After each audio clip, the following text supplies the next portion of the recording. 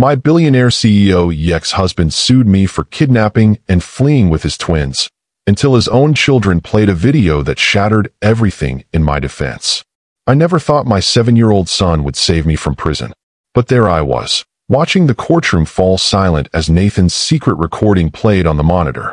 My ex-husband's face, that perfect mask of control he'd worn throughout our marriage, finally cracked as his own voice echoed through the speakers. "Keep those brats quiet, or I swear I'll send them away for good." The judge's eyes widened. My attorney squeezed my hand. And in that moment, I knew the truth would finally set us free. Have you ever been so desperate to protect someone you love that you'd risk everything? Your freedom, your reputation, your entire future? What would you do if the system meant to protect your children was being manipulated by the very person they needed protection from? When a powerful billionaire points his finger at you, and the whole world believes him instead of you. You are the unsung heroes of protection, the fierce guardians who stand between innocence and harm. If your heart beats for justice in a world that favors power over truth, like this video now. If you believe children deserve to be heard and protected, right? I stand with Paige in the comments. Let's make sure her story, and every story like hers, can never be silenced. Stay with me till the very end to see how a 7-year-old's courage brought a billionaire to his knees and saved his mother from 15 years behind bars. The Seattle rain tapped against the courtroom windows like nervous fingers as I took my seat at the defendant's table. My hands trembled despite my best efforts to appear composed.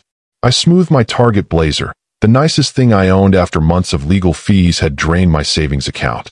Across the aisle, Jared Mitchell sat with his legal team. 3 sharks in custom suits who had spent the last 6 months painting me as a monster. My ex-husband's face remained impassive, the same controlled expression he'd perfected during our 8 years of marriage. I never thought I'd be here, fighting for my freedom, my reputation, and most importantly, my children. The twins, Sophia and Nathan, were only 7, too young to understand the full weight of what was happening, yet old enough to feel the crushing pressure of being caught between warring parents. All rise for the Honorable Judge Harmon. As we stood, I caught Jared's eye. For a fleeting moment, I saw something there. Not the cold calculation of the tech mogul who'd built Horizon Innovations into a multi-billion-dollar empire, but a glimpse of the man I'd fallen in love with 12 years ago. Back when he was just an ambitious programmer with dreams bigger than our tiny Ballard apartment, and I was a graphic designer who believed in those dreams enough to put my own on hold. The charges against me were severe: parental kidnapping, crossing state lines with minor children against court orders, and interfering with custodial rights. If convicted, I faced up to 15 years in prison. The prosecution claimed I'd fled with the twins to keep them from their father out of spite after our bitter divorce. They painted me as unstable, vindictive, desperate. Only my attorney, Tara Wilson, knew the truth. Only she had seen the evidence I'd been too afraid to show anyone else. Ms. Paige Bennett, Judge Harmon addressed me directly. "You understand the gravity of these charges?" "Yes, Your Honor," I replied, my voice steadier than I felt. I first met Jared at a coffee shop in downtown Seattle. I was sketching logo concepts for a local brewery, and he was coding at the table next to mine. When my latte spilled across my sketchbook, he offered me napkins and his charger when my laptop battery died an hour later. His smile was genuine then, his eyes bright with ambition but soft with kindness. "What are you working on?" I'd asked, noticing the lines of code on his screen. "The future," he'd said with a confidence that should have seemed arrogant but somehow didn't. "A platform that will change how businesses handle data security." 3 months later, we were inseparable. 6 months after that, he proposed on the ferry to Bainbridge Island as the Seattle skyline glittered behind us. I said yes without hesitation. We were married at the courthouse with just our closest friends as witnesses, followed by dinner at our favorite Thai restaurant. We couldn't afford anything fancy. Jared had just quit his corporate job to focus on his startup, and I was freelancing between part-time design work. "We'll have the big celebration on our 10th anniversary," he promised, kissing my forehead. "When we can afford to rent out the Space Needle." Those early years were beautiful in their simplicity. Our apartment was small, our furniture mostly secondhand, but we were building something together. I designed his company logo, his website, his pitch decks. I stayed up late with him, brainstorming ideas, refining his vision.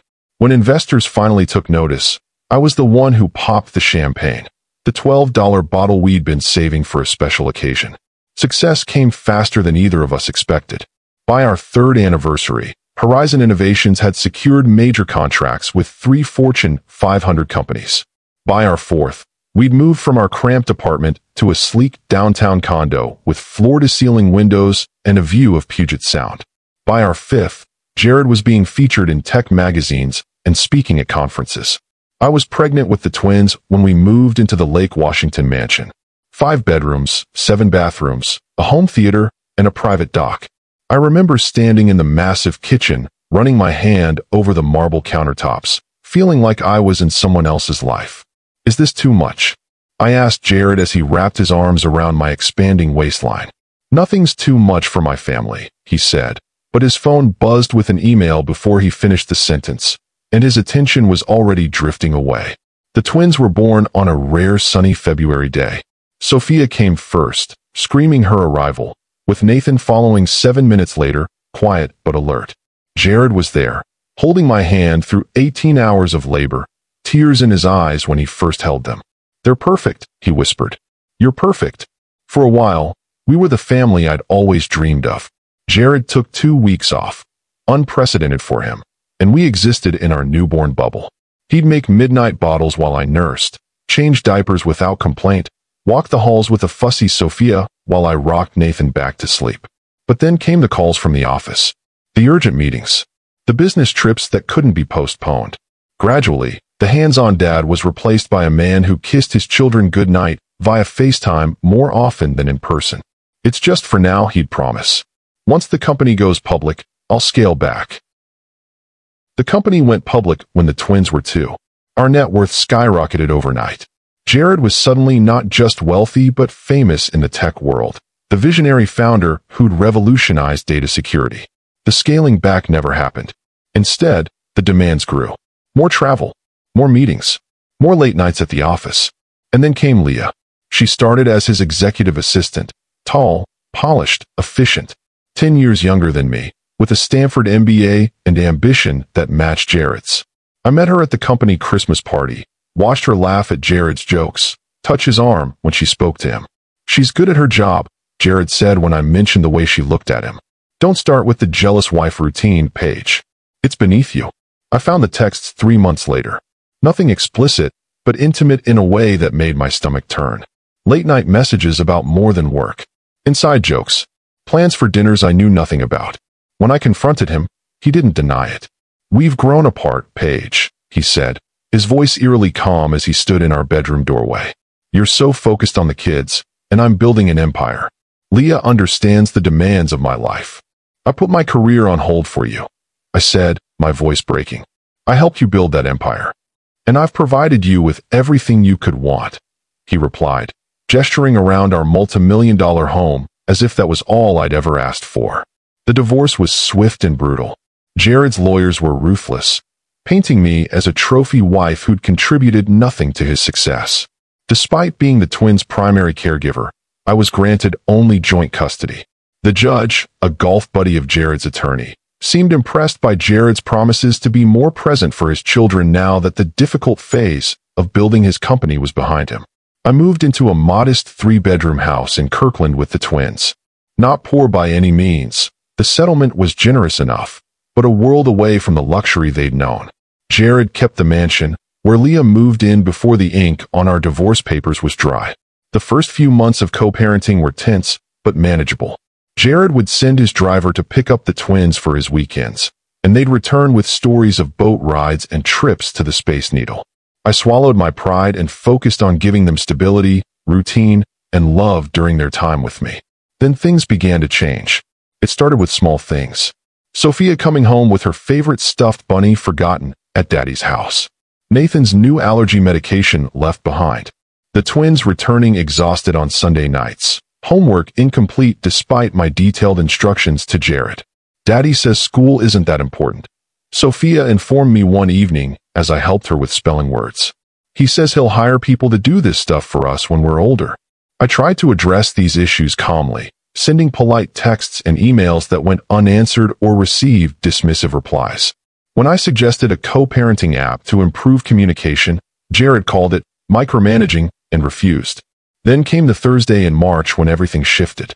I was waiting in the school pickup line, scrolling through design briefs for a new freelance project, when my phone rang with the school's number. Ms. Bennett? This is Nurse Grayson. Nathan's having some trouble breathing. He seems to be having an anxiety attack. I found my son curled in a ball on the nurse's office cot, his small chest heaving, tears streaming down his face.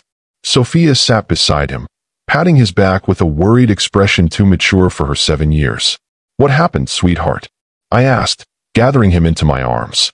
He doesn't want to go to Dad's, Sophia answered when Nathan couldn't. Today's Thursday. Dad's driver is coming. Under our custody agreement, the twins spent Thursday nights through Sunday with Jared. I'd never seen Nathan react this way before. Nathan, honey, you can tell me anything, I whispered, rocking him gently as his breathing slowly normalized. I don't want to go, he finally managed. Please don't make us go. I called Jared immediately. The call went to voicemail. I texted, Nathan having anxiety attack about coming over. Can we skip this weekend? Doctor's appointment tomorrow. His reply came an hour later. Driver already en route. Stop coddling him. This is why he's soft. When the sleek black SUV pulled up to our house, I walked the twins out, my heart breaking at Nathan's trembling hand in mine. The driver, a kind-faced man named Marcus who'd always been gentle with the kids, looked concerned. Everything okay, Miss Bennett? He asked, noticing Nathan's red-rimmed eyes. Just a rough day, I said, not wanting to put him in an awkward position. Please tell Mr. Mitchell that Nathan wasn't feeling well at school. Will do, he promised, helping the twins with their backpacks. As the car pulled away, Sophia turned to wave goodbye. The sleeve of her cardigan slipped, revealing a purplish mark on her forearm. My stomach dropped, but the car was already turning the corner. Sunday evening, when they returned, I was waiting with homemade pizza and their favorite movie queued up. Sophia ran to hug me, but Nathan hung back, his usual exuberance dimmed. During bath time, I gently asked Sophia about the bruise I'd seen. I fell, she said, focusing intently on her bath toys. On the stairs at Daddy's. That must have hurt, I said carefully. Did Daddy or Leah help you? Leah said I was being dramatic, she replied, her voice small. She told me big girls don't cry over little bumps.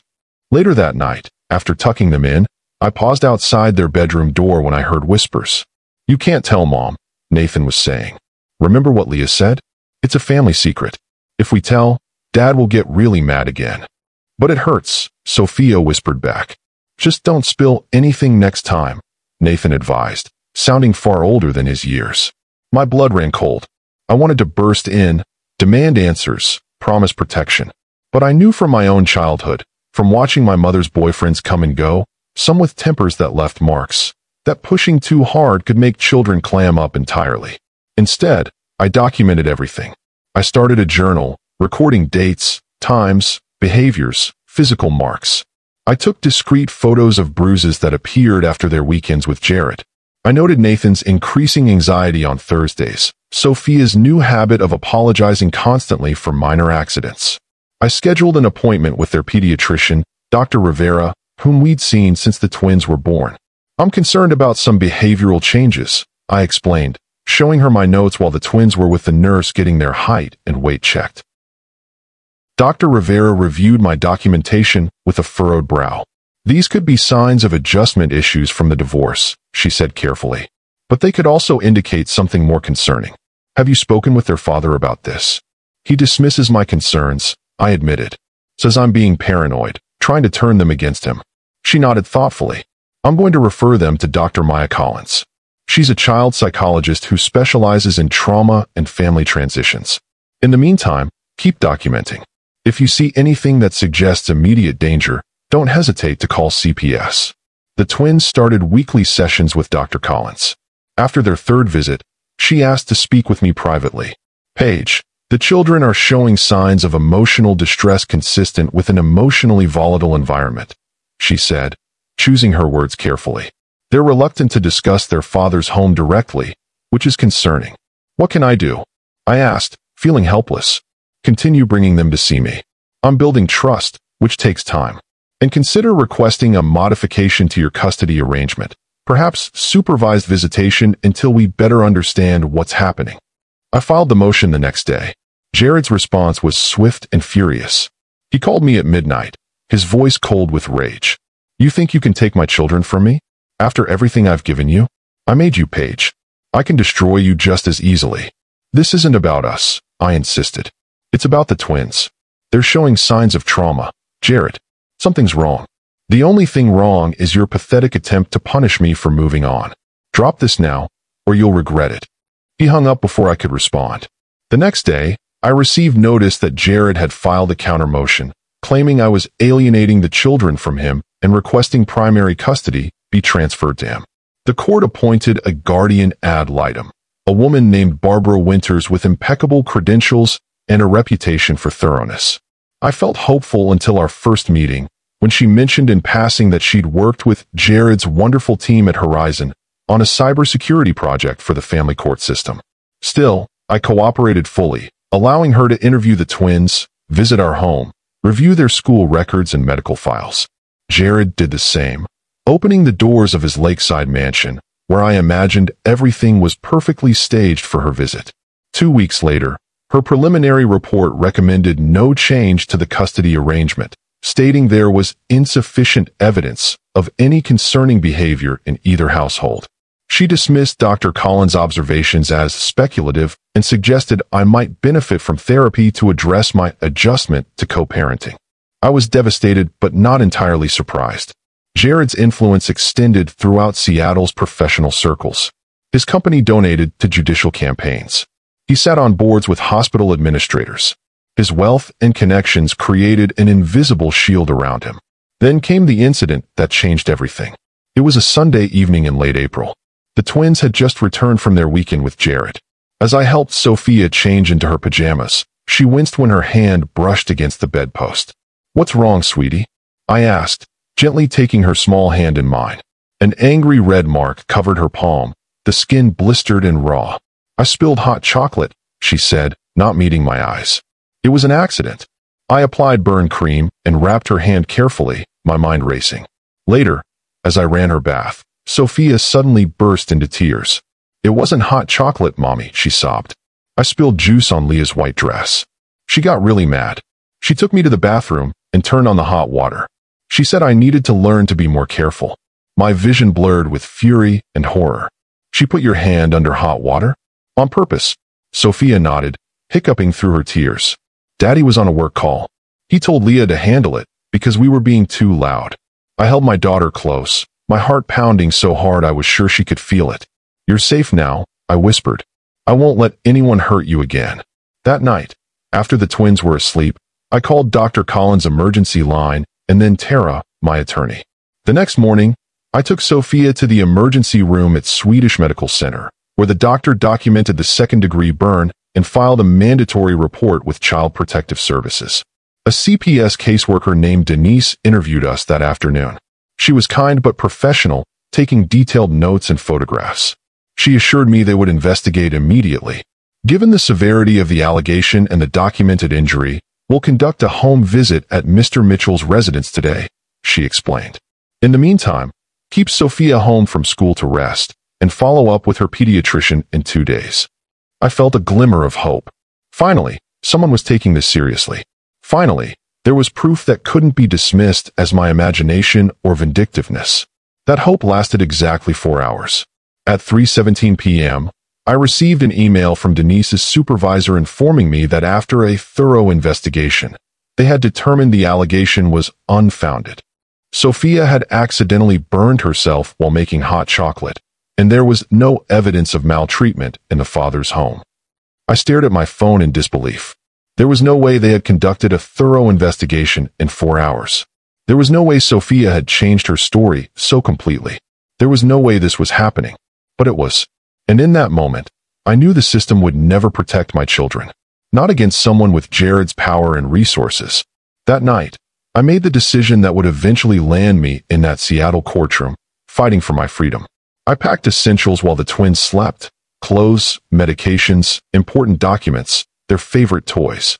I withdrew the maximum amount from my ATM. I left my cell phone on the kitchen counter and purchased a prepaid one at a 24-hour Walgreens. At 4:30 a.m., I woke the twins, telling them we were going on a surprise trip to visit Aunt Emma in Portland. They were sleepy but excited, piling into our Honda CR-V with their backpacks and blankets. As we crossed the Oregon state line, the sun was just beginning to rise. In the rearview mirror, I could see Sophia and Nathan already drifting back to sleep in their car seats. For the first time in months, their faces looked peaceful. "It's going to be okay," I whispered, more to myself than to them. "I promise." I had no idea then that this promise would be tested in ways I couldn't imagine. That 6 months later, I would be sitting in a courtroom, charged with kidnapping my own children, facing the possibility of 15 years in prison. All I knew was that I couldn't fail them, not when everyone else already had. Emma lived in a cozy Craftsman in Portland's Selwood neighborhood, the kind of place where neighbors still brought welcome baskets and kids played kickball in the street. My sister took one look at us standing on her porch at noon, me with dark circles under my eyes, the twins clutching their backpacks, and ushered us inside without questions. Later, after she'd set the twins up with hot chocolate and a Disney movie in her living room, she pulled me into the kitchen. "What happened?" she asked, her voice low. I showed her the photos of Sophia's burned hand, told her everything. The bruises, the anxiety, the CPS report that went nowhere.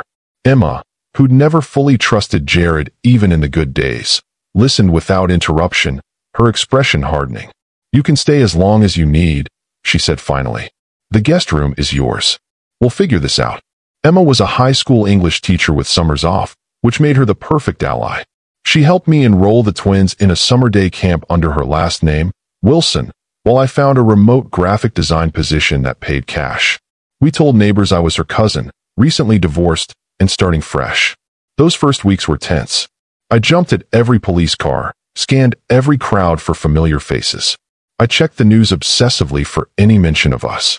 Jared had filed a missing persons report immediately, of course. There were a few local news stories, wealthy tech CEOs searching for his missing children, but without the sensational elements that would have made national headlines. Gradually, as weeks turned to months, we settled into a routine. The twins thrived away from the tension. Nathan's anxiety attacks stopped completely. Sophia's nightmares became less frequent. They made friends at camp, collected seashells at Cannon Beach, learned to ride bikes without training wheels in Emma's driveway. In quiet moments, guilt would creep in. They asked about their father sometimes, especially Sophia.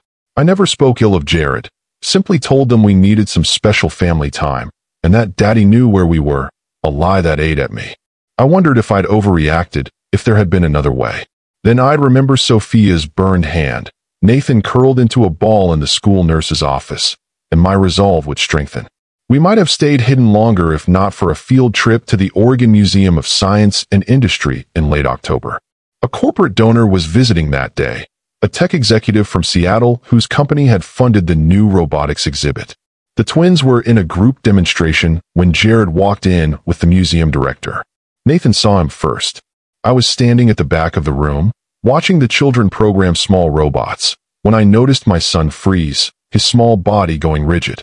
I followed his gaze and saw Jared, impeccably dressed in a charcoal suit, his attention on the director beside him. I grabbed Emma's arm, whispered urgently in her ear. She nodded, moving casually toward the twins while I slipped out a side door. The plan was to meet at her car. We practiced emergency exits as a game with the kids. I never made it. 2 police officers intercepted me in the hallway, their expressions grim. "Paige Bennett," one asked, though it wasn't really a question. "We need you to come with us." I was arrested for custodial interference and child concealment. The twins were temporarily placed with Jared, who had flown down with his attorney as soon as the museum's security team confirmed my identity. I spent 3 nights in jail before Emma could arrange bail. The local charges were just the beginning. Once back in Washington, federal charges were added. Interstate parental kidnapping, a felony carrying up to 3 years per child. Jared's legal team pushed for the maximum penalties, painting me as an unstable mother who had traumatized her children with a needless disappearance. My only saving grace was Tara Wilson, who had agreed to represent me despite the high-profile nature of the case and the powerful opponent. She was a former prosecutor who now specialized in family law and domestic violence cases, a petite woman with a spine of steel and a strategic mind that rivaled Jared's. "They've overplayed their hand," she told me during our first meeting after my return to Seattle. 15 years for a mother with no criminal history who fled with her children after documented concerns of abuse? "No jury will go for that if we present our case properly." "But we don't have proof," I reminded her. CPS dismissed the report. The Guardian ad litem sided with Jared. "We have the medical records of Sophia's burn. We have Dr. Collins' professional assessment. And most importantly, we have the twins themselves. Children that age can't maintain a lie indefinitely, especially about trauma." I wasn't permitted to see the twins before the trial. The court had granted Jared temporary full custody, with my contact limited to supervised phone calls twice a week. Those calls were agonizing. The twins sounded subdued, their answers to my questions carefully scripted. I could hear Leah in the background, occasionally prompting them. "Are you being good for Daddy?" I would ask, trying to keep my voice light. "Yes," they would answer in unison. "We're fine. I miss you so much. I love you to the moon and back." "Love you too," they'd reply, but without our usual "and to the stars beyond" addition. After each call, I'd curl up on Emma's couch. She'd insisted on staying in Seattle with me through the trial, and cry until I had no tears left. The only thing keeping me going was Tara's steady confidence, and the knowledge that giving up meant abandoning my children to a situation I knew was harmful.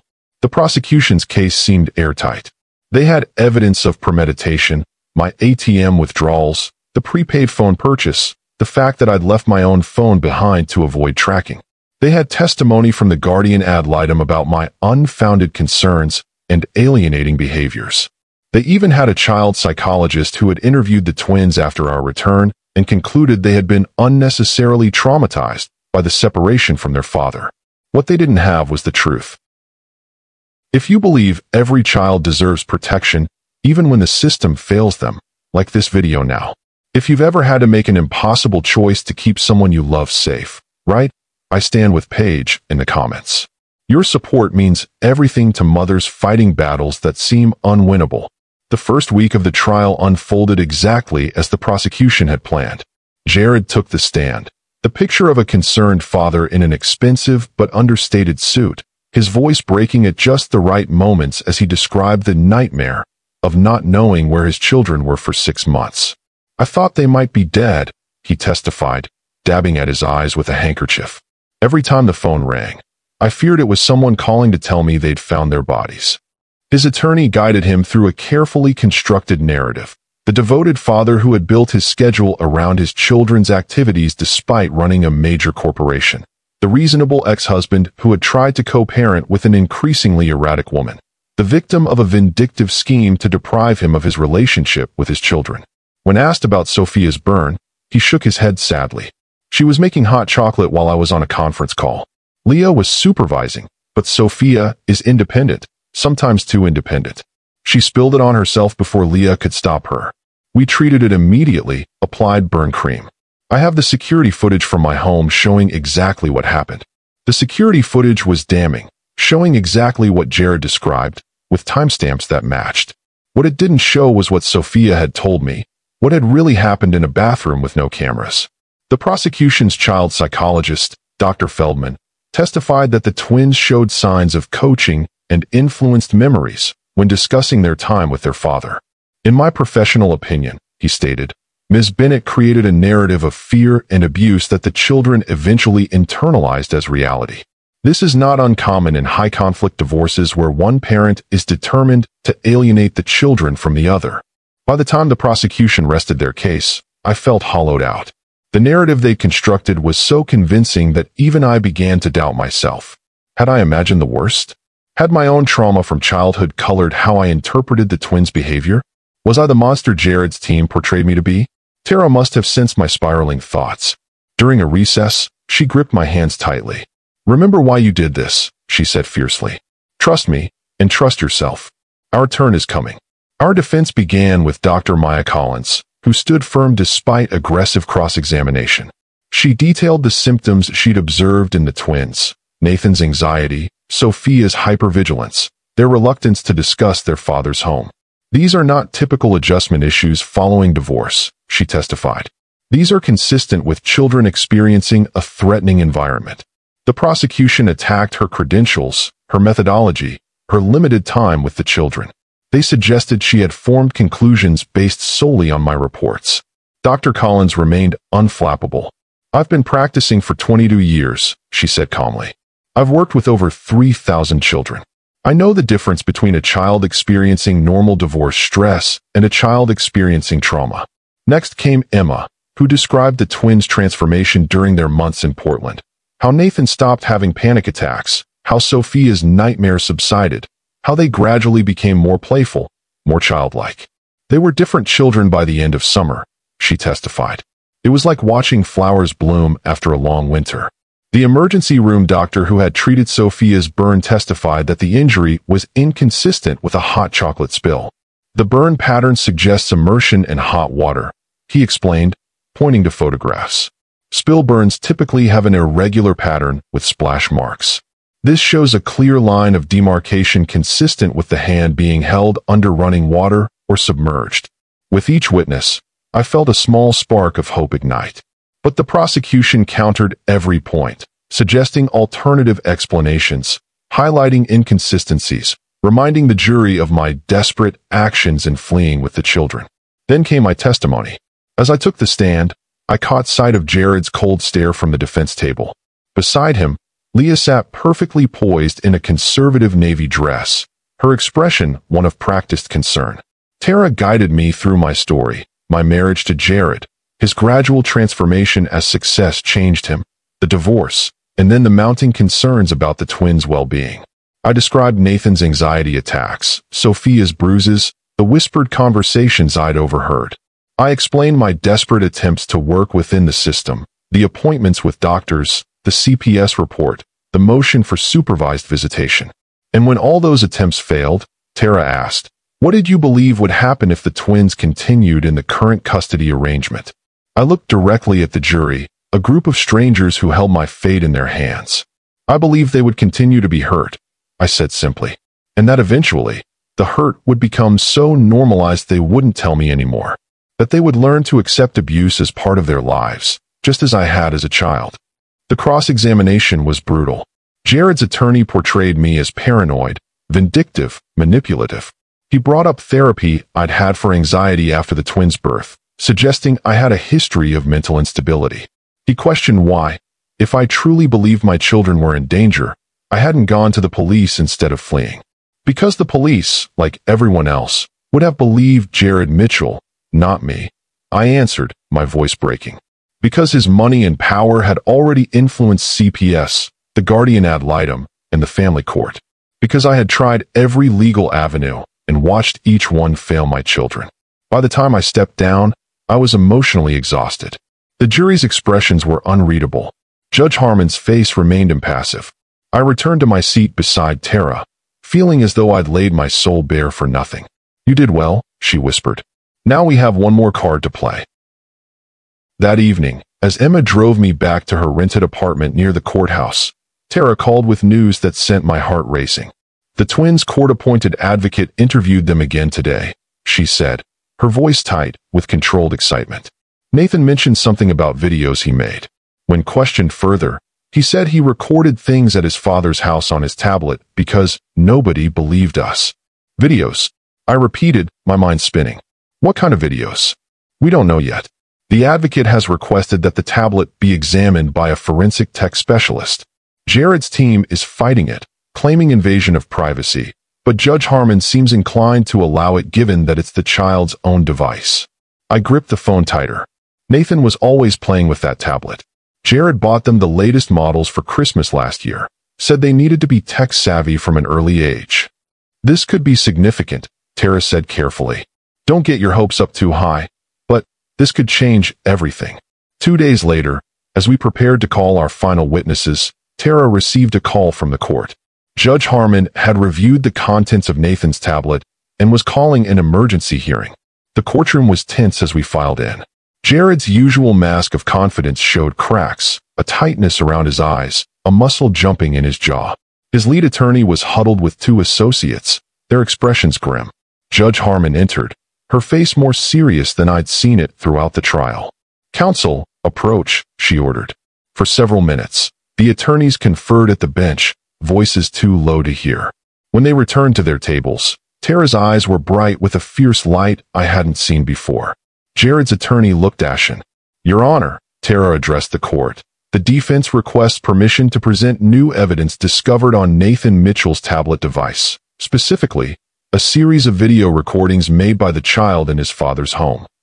The prosecution objected strenuously, arguing that the videos violated Washington's two-party consent law for recordings, that they hadn't been properly authenticated, that they were potentially manipulated by a child seeking attention.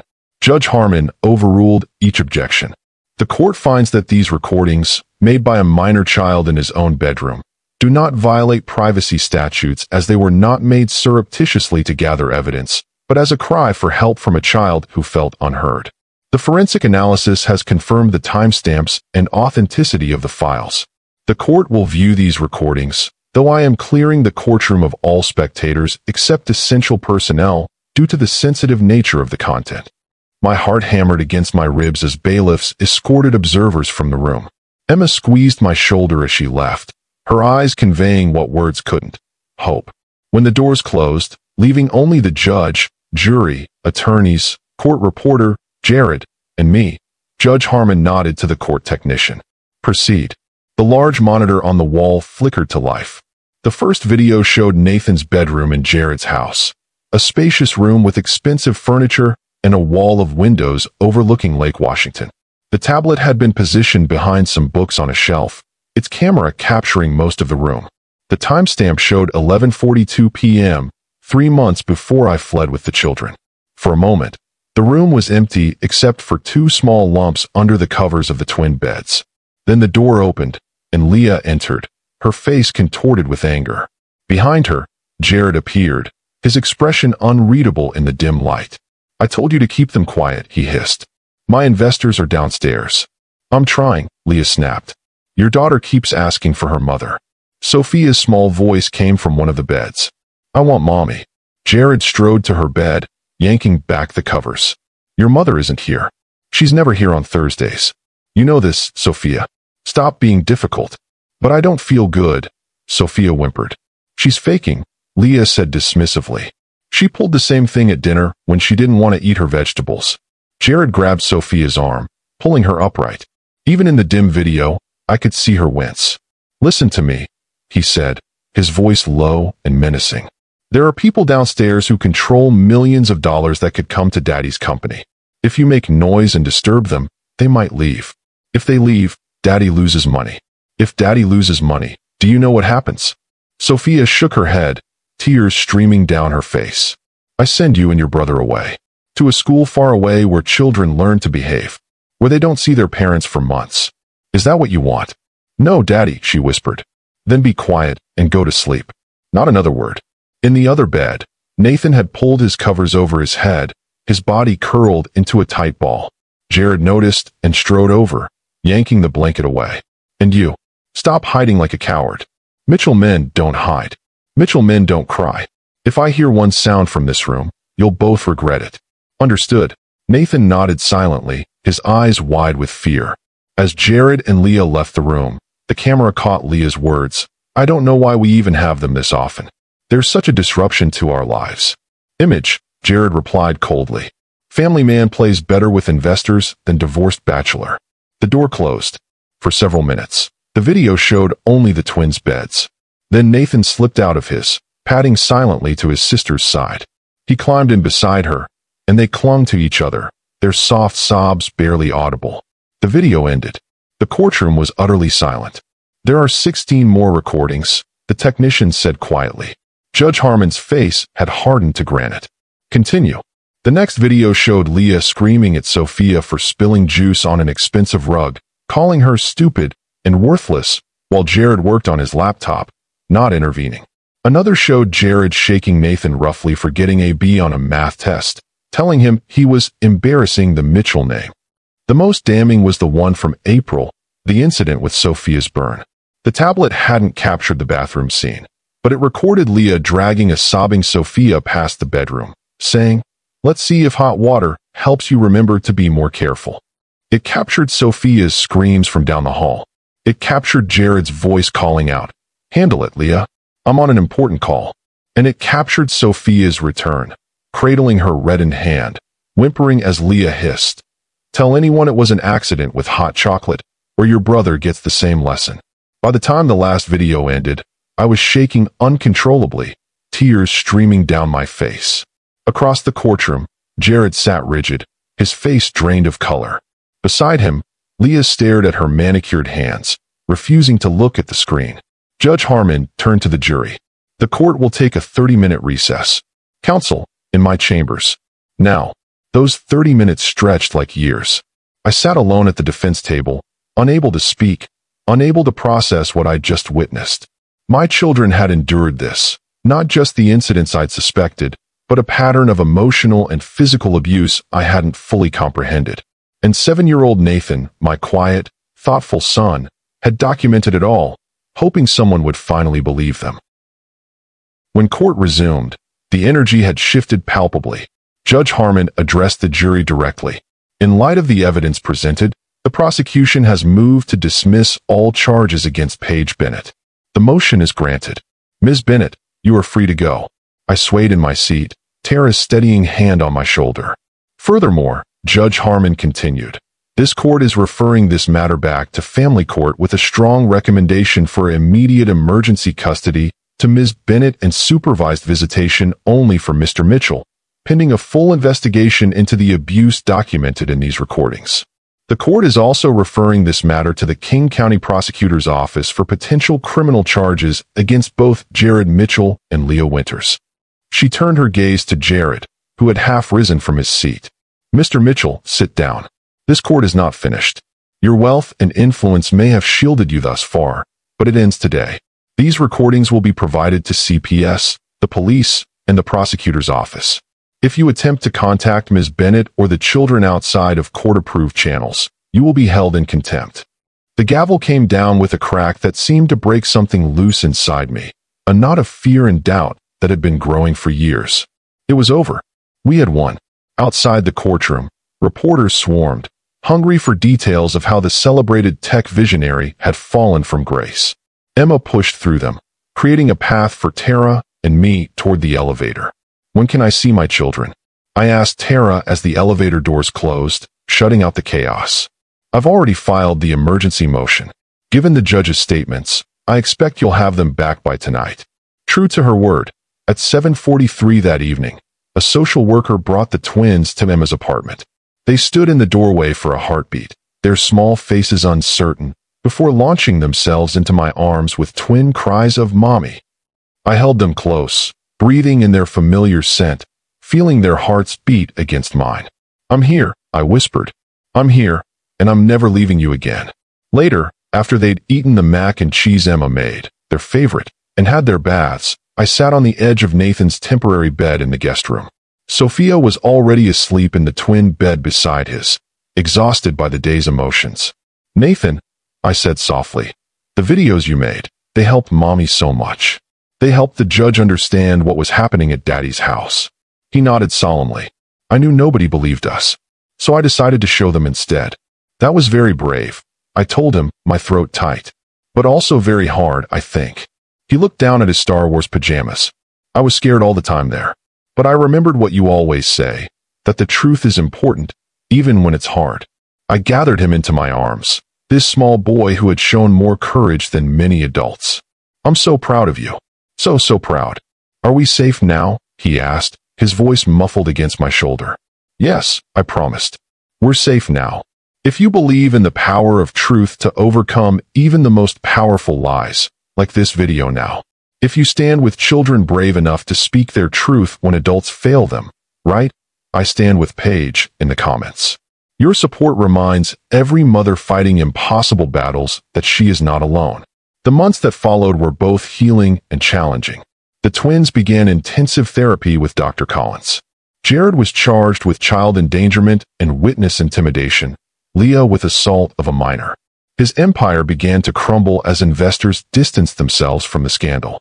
The tech wunderkind was revealed to be something far darker behind closed doors. I declined interviews and booked deals, focusing instead on rebuilding our lives. We moved back into our Kirkland house, where I painted the twins' rooms in their favorite colors and planted a garden in the backyard. I resumed my graphic design career, starting with small local clients and gradually building back to the success I'd put on hold years ago. The legal battles weren't over. Jared fought the criminal charges with the same ruthlessness he'd applied to building his company. But with the videos as evidence and growing testimony from household staff who'd witnessed similar incidents, his position weakened by the day. 6 months after the trial, I received an unexpected call from Tara. Jared's attorney reached out, she said. He wants to make a deal. The terms were straightforward. Jared would plead guilty to reduced charges, accept 5 years of probation, complete anger management and parenting classes, and agree to supervised visitation only. In exchange, I would not pursue civil damages or speak publicly about the case. What do you think? Tara asked. I thought about the twins, who still sometimes woke with nightmares but were slowly healing. I thought about the years of therapy ahead, the trust that would need to be rebuilt. I thought about my own journey from the young designer who had fallen for an ambitious programmer to the woman who had fought a billionaire for her children's safety, and won. I'll take the deal, I decided. Not for him, but for the twins. They deserve to move forward without this hanging over them. 1 year to the day after the charges against me were dismissed, I sat on a bench at Juanita Beach Park, watching the twins build an elaborate sand castle at the water's edge. They were laughing, their faces tilted toward the rare Seattle sunshine, looking like the 8-year-olds they now were rather than the prematurely aged children they'd become in Jared's home. My phone buzzed with a text from Emma. How's the beach day going? Those munchkins better be wearing sunscreen. I smiled, snapping a photo of the twins and sending it with the caption, SPF 50 and happiness all around. As I slipped my phone back into my pocket, I noticed a woman watching me from a few yards away. Something in her expression, a mixture of hope and desperation, made me sit up straighter. She approached hesitantly. Excuse me, are you Paige Bennett? I nodded, instantly wary. Despite my efforts to maintain privacy, our story had made headlines. I'm sorry to bother you, she said quickly. I recognized you from the news last year. I'm in a similar situation. My ex-husband has everyone fooled, and my daughter is showing the same signs your children did, but nobody believes me.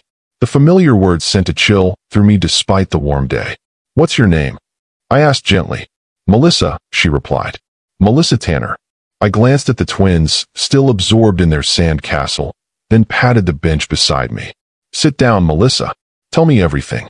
As she began to speak, I felt something shift inside me, the final piece of my own healing clicking into place. My children were safe. My life was rebuilding. And now, perhaps, I could help another mother find her way through the darkness I knew all too well. Sometimes our greatest purpose emerges from our deepest pain. Sometimes the battles we never wanted to fight prepare us to help others win their own. And sometimes, the truth, spoken by the smallest, bravest voices, really does set us free. Melissa's story poured out in a rush of half-whispered words, her eyes constantly darting to check if anyone was listening. Her ex-husband, a prominent surgeon at Swedish Medical Center, had the community's respect, substantial wealth, and a carefully cultivated image as the perfect father. Behind closed doors, he was controlling, manipulative, and increasingly volatile around their 6-year-old daughter, Lily. Last month, she came home with a fractured wrist, Melissa said, her voice breaking. He claimed she fell from the monkey bars at the park. But there were no witnesses, and Lily, she gets this look in her eyes when she talks about it, like she's reciting something she was told to say. I recognized that look all too well, the same rehearsed responses the twins had given after weekends with Jared. Have you documented everything? I asked. Photos, medical records, behavioral changes? She nodded. Everything. I have journals full. But the guardian ad litem says I'm anxious and overprotective. My ex-husband told everyone I had postpartum depression after Lily was born. I didn't, but now it's in my medical record because he insisted to my doctor. He uses it to undermine me at every turn. The parallels to my own experience were eerie. Another powerful man, another system failing to protect a child, another mother desperate enough to approach a stranger in a park. Do you have a good attorney? I asked. The best I can afford. which isn't saying much compared to his legal team. I thought of Tara Wilson, who had believed me when no one else would. I know someone who might be able to help. And I hesitated, then made a decision. I might be able to help too. Over the next few months, as summer faded to fall and the Seattle rains returned, I found myself drawn deeper into advocacy work. What started with connecting Melissa to Tara and sharing my experience with the family court system expanded into something larger. Tara introduced me to a network of family law attorneys who handled cases pro bono for parents in situations like mine, where wealth disparities created uneven playing fields in custody battles. I began speaking at their private workshops, sharing what I'd learned about documentation, about navigating CPS, about keeping faith when the system seemed stacked against you. The twins continued to heal. Their therapist marveled at their resilience, though there were still difficult days. Nathan remained quieter than other children his age, more watchful, but his anxiety attacks had stopped completely. Sophia's natural exuberance had returned, though she still apologized reflexively for small accidents. Jared complied with the court's requirements, attending his mandated therapy and parenting classes. His supervised visits with the twins were awkward at first, a man used to controls suddenly finding himself monitored by a court-appointed supervisor in a sterile visitation center. I never attended these visits, sending the twins with Emma or my mother instead. I wasn't ready to face Jared, wasn't sure I ever would be. The sound of his voice on those videos still haunted my dreams sometimes. In December, as we decorated our Christmas tree, a real one that filled the house with the scent of pine, Nathan asked the question I'd been dreading. "Mom, will Dad ever live with us again?" Sophia looked up from the ornament she was hanging, her expression equally curious. I sat down on the couch, patting the spaces beside me. They climbed up, one on each side, their warm little bodies pressed against mine. "No, sweetie," I said gently. "Dad and I won't be living together again. But that doesn't mean he can't be part of your lives in a healthy way, once he's learned better ways to be a father." "Is he still mad all the time?" Sophia asked. "I think he's working on not being mad," I answered carefully. "That's what his special classes are for, to help him learn to handle his feelings better." Nathan nodded thoughtfully. "Like how Dr. Maya helps me with my worry feelings." "Exactly like that. I'm glad we live with you," Sophia declared, snuggling closer. "You never scare us." My heart squeezed painfully in my chest. "And I never will, I promised." That night, after tucking them in, I sat at my kitchen table with my laptop open to a half-finished website design. But instead of working, I found myself opening a new document and beginning to type. "When the system fails, a survival guide for protective parents." The words flowed easily, all the things I wished I'd known 2 years ago when I first noticed the twins' behavior changing. How to document concerns effectively. How to speak to teachers, doctors, and therapists. How to navigate family court as the less wealthy parent. How to maintain your own mental health while fighting for your children. By morning, I had 30 pages of raw material. By the end of the week, I had a rough draft of a guidebook. I sent it to Tara, asking for her professional opinion. Her response came the next day. "This is exactly what so many of my clients need. With some legal review to ensure we're not giving inappropriate advice, this could help countless parents. Would you consider expanding it into a full resource?" 3 months later, the guidebook was complete, reviewed by family law attorneys, child psychologists, and domestic violence experts. We published it as a free downloadable resource through a newly formed nonprofit, the Nathan Project, named for my son whose hidden recordings had finally given us a voice. The organization grew faster than I could have imagined. What began as a guidebook expanded to include a network of volunteer attorneys, a support group for parents navigating high-conflict custody battles, and eventually, advocacy for family court reform. We focused particularly on cases involving wealth disparities and power imbalances, where one parent's resources could effectively silence the other.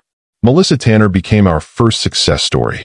With Tara's representation and evidence gathered using our documentation protocols, she secured primary custody of Lily with supervised visitation for her ex-husband.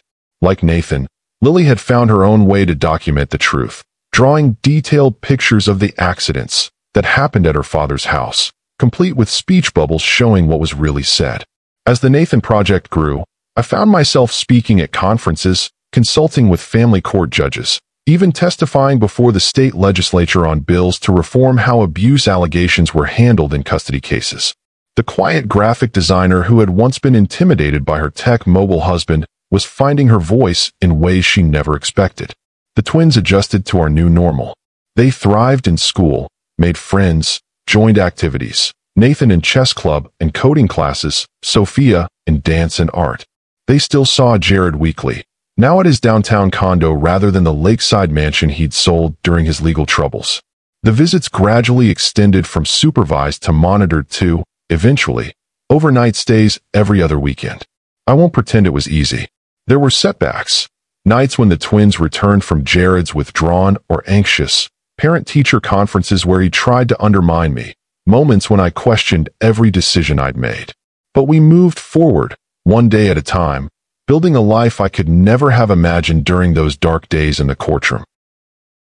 On the twins' 10th birthday, we hosted a party at our home, a casual backyard affair with a rented bounce house, homemade cupcakes, and a dozen classmates running wild with water balloons.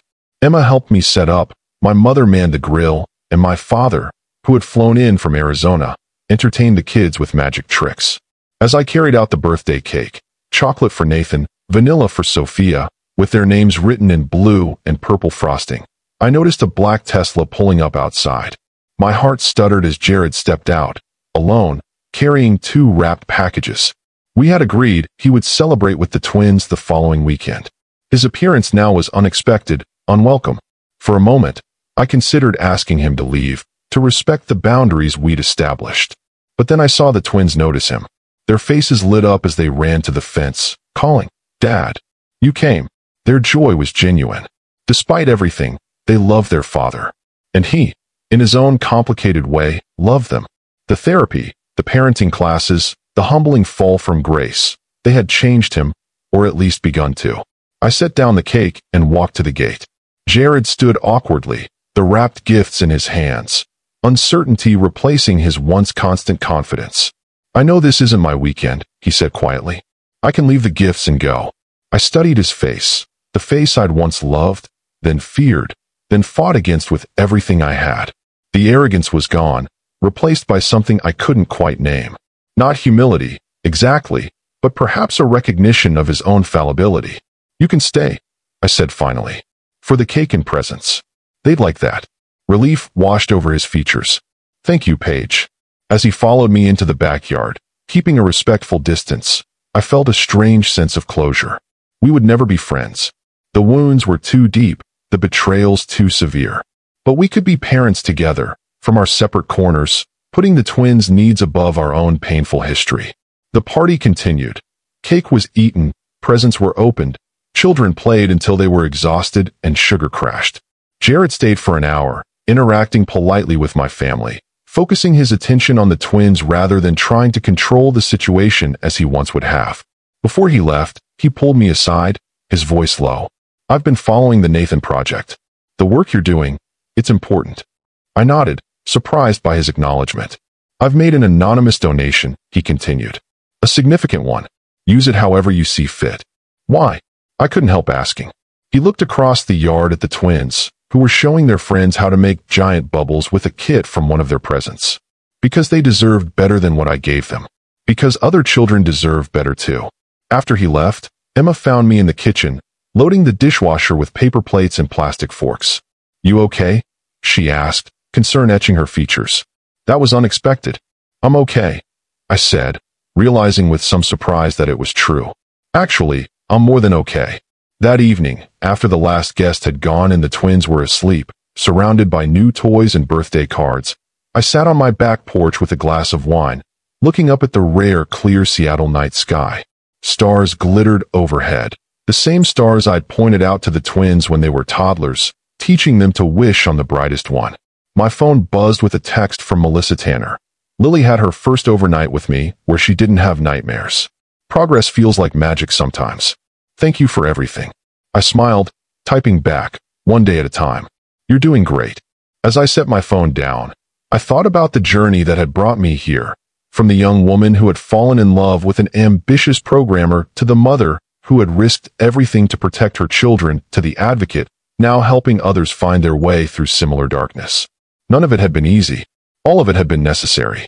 If you believe in standing up for what's right, even when it seems impossible, like this video now. If you know that sometimes the bravest thing a mother can do is trust her instincts when everyone tells her she's wrong, right? I stand with Paige in the comments. Your support reminds every parent fighting for their children that they are not alone. The twins are teenagers now, navigating the complex world of middle school with the resilience that once helped them survive much darker challenges. Nathan is coding his own games, quiet but confident, with a small circle of loyal friends. Sophia is on the debate team, her voice strong as she argues passionately for causes she believes in. Jared remains in their lives, a better father than he once was, though the relationship will always carry the scars of those early years. His company never fully recovered from the scandal, but he's built something new, something more ethical. We communicate through text messages and shared calendars, co-parents who found a way forward for the sake of our children. The Nathan Project has grown beyond anything I could have imagined, with chapters in 12 states and partnerships with national organizations fighting for family court reform. The guidebook has been translated into 6 languages. My inbox regularly fills with messages from parents who found hope through our resources, who fought their own battles and won. Sometimes, when I speak at conferences or meet with lawmakers, someone will ask if I regret the choices I made, fleeing with the twins, risking prison, challenging a powerful man who could have destroyed me. I always give the same answer. The only thing I regret is not trusting myself sooner. Because that's the truth that carried me through the darkest days. The truth I share with every parent who comes to the Nathan Project desperate and afraid. Trust what you know about your children. Trust what you see with your own eyes. Trust the voice inside you that says something is wrong, even when the world tells you you're overreacting. Sometimes that trust is all we have. Sometimes it's enough. As for me, I've found peace in the life we've built from the ashes of what was lost. I've found purpose in helping others navigate the path I once walked alone. And I've found joy in watching my children grow into themselves, healthy, whole, and unafraid to speak their truth. That, in the end, is the greatest victory of all. If this story touched your heart, please like and subscribe for more powerful stories of courage and resilience. Next time, I'll share what happened when Melissa took her case to court, and how the Nathan Project's resources helped change the lives of dozens more families caught in similar battles. Remember, your support helps these important stories reach those who need them most.